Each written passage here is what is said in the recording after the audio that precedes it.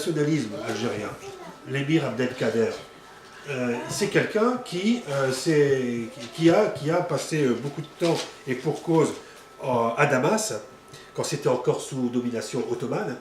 Alors, je rappelle brièvement, en 1830, c'est le débarquement français en Algérie. Sidi Maïeddine prend la tête de l'insurrection qui va se mettre en place. Il est à la tête des tribus de l'Ouest.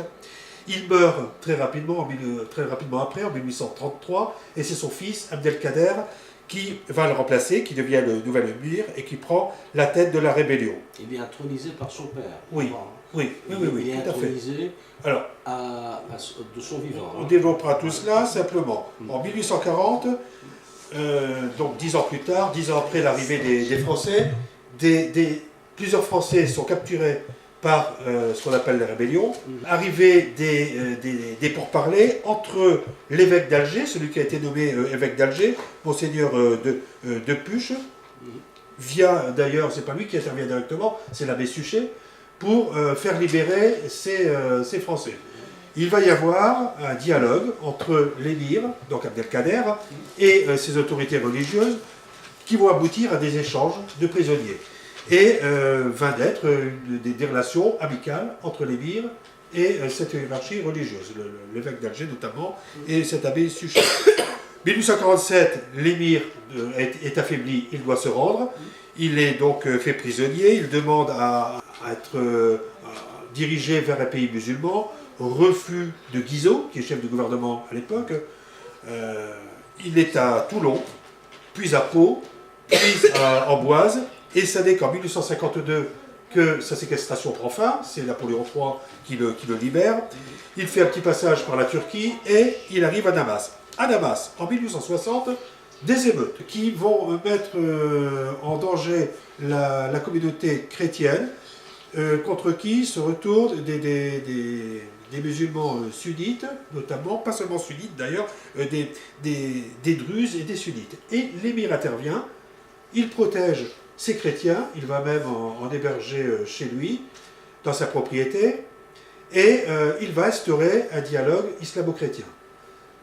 Et c'est de là que démarre, si j'ai bien compris, le texte de Kébir Ali, qui va être mis en scène, qui est mis en scène par Karim Tayeb, qui va donner lieu à un spectacle très bientôt à Lille, et auparavant, je pense, à une lecture à l'Institut du monde arabe en tête de Roubaix. Alors, l'émir à Damas. Oui, merci Philippe de m'avoir évité ce long parcours, parce que la vie de l'émir est beaucoup plus riche, et donc il était difficile de choisir. C'est un personnage qui me hante depuis 4-5 ans. Il est apparu à la surface à partir du moment où les choses se sont cristallisées en France. Nous en voyons les effets aujourd'hui, la limite, ou à mon avis, je ne sais pas si la limite n'est pas déjà atteinte en ce qui concerne en fait la dimension du rapport à l'autre. C'est pas le racisme, c'est en France, qu'est-ce que c'est que le rapport à l'autre aujourd'hui? Et ce personnage commençait à me travailler la tête, non pas parce qu'il était combattant, et non pas parce qu'il était créateur d'une nation, mais c'était parce que c'était un profond humaniste. Il y a un énorme philosophe, poète, un scientifique, un soufi. Il avait une vision de ce qu'est la religion, de ce qu'est sa religion, parce que c'était un être pieux de ce qu'était sa religion. L'islam, il avait une dimension tellement, comment dire, de rêve, moi qui suis athée, qui commençait un petit peu même à me toucher. Bon, je ne suis pas né athée, je suis né musulman, mais après j'ai choisi un autre destin. Mais on a vu ce qui se passait, ce qui commençait à se passer en France. Ça fait quand même 43 ans que je suis en France, de je vois un petit peu l'évolution. Ça commençait à me frapper. Je sais pas, je ne dis pas qu'il m'a convaincu de redevenir musulman, mais en tout cas, il a un petit peu atténué ma position par rapport à cet islam que je vois autour de moi durcir de jour en jour. C'est important de dire ça parce qu'il n'y a pas très longtemps, je me permets cette parenthèse, Ouais. j'écoutais une radio, France Inter pour ne pas la nommer, et il y a eu une confusion entre salafisme et soufisme. Ah oui, c'est Étonnant, non? C'est une horreur. Bon, Ah, ça bien sûr. n'est pas un journaliste, ça, Non, c'est une horreur. je vous rassure. Donc voilà. Et alors à partir de là, en plus, l'autre dimension qui commençait à me frapper en m'intéressant à ce personnage, c'est que je n'entendais pas, autant j'entendais profondément, on revient à la presse hein, et au traitement, autant j'entendais les reportages alors sur ces barbus, sur ces salafistes qui montaient, enfin, ils avaient une parole, ils ne parlaient pas, mais l'image parlait pour eux. Mais on n'avait pas l'impression qu'il y avait un équilibre d'information sur ceux qui avaient une autre idée, mais qui avaient une autre idée profonde, de dire c'est pas ça, l'islam c'est pas ça. Venez nous voir s'il vous plaît, on a envie de vous parler, on a envie de vous dire que c'est pas ça. Arrêtez de donner la parole et les images uniquement à cela. Et alors, cet être qui, mais alors il faut dire, hein, profondément pieux, et vous allez, je vais faire quand même une petite lecture tout à l'heure si vous me permettez, il est profondément pieux. Vous êtes là pour ça. Hein. Oui, bien, d'accord. Il est profondément pieux, et dans ce texte que Kébir a rédigé, et qui reprend un peu ce qu'est l'émir, il y a deux dimensions. La première dimension, c'est qu'en même temps que dans ces événements de 1860, où il s'élève avec une horreur, vous allez écouter le texte, profonde, contre ces, appelons-les par leur nom, ces intégristes, qui sont l'équivalent de ce qui est aujourd'hui, ce qu'on appelle ça. En même temps, dans le texte, nous voulons donner l'autre dimension de ce qu'il lui dit. Il dit non seulement je rentre dans l'art de ces gens-là, je me mets même devant avec toute ma tribu parce qu'il est parti avec une Dans le lard, c'est fait exprès? Oui. Il s'élève, il se met en barrière pour sauver 10 000. Vous n'avez pas dit le chiffre. 10 000 personnes. Voilà, merci. Ouais. 10 000 personnes, mais en même temps, dans le texte, nous disons ce que lui pense. Et comment lui, il dit quel est mon islam à moi. Pas à moi, le vrai islam. Pas celui que vous êtes en train de réinventer. Pas celui que vous êtes en train de vous accaparer en le redéfinissant. Et moi je dis toujours, parce que je suis théâtreux, il faut nous faire ramener à l'époque du palmier sur une dune de sable. Eux, ils ne savent pas du tout ce que c'est que la dune de sable, ils ne savent pas ce que c'est que le palmier, mais ils sont dans cette nostalgie profonde, ils ne savent même pas ce qu'est Mohammed, le prophète, ce n'est pas vrai, ils le réinterprètent à leur guise. Le hadith, bon, bah, ils te disent là, cette phrase-là, bah, c'est pas celle-là, c'est celle-là, machin et tout. Et la seule chose, c'est que c'est politique. Si on ne veut pas se rendre compte aujourd'hui que ces gens-là ont une dimension politique, le projet, il est politique. Voilà. Donc le retour en arrière, il est politique. Voilà, c'est pour avoir le khalifa. Le khalifa est calme. Pourquoi ils disent le khalifa?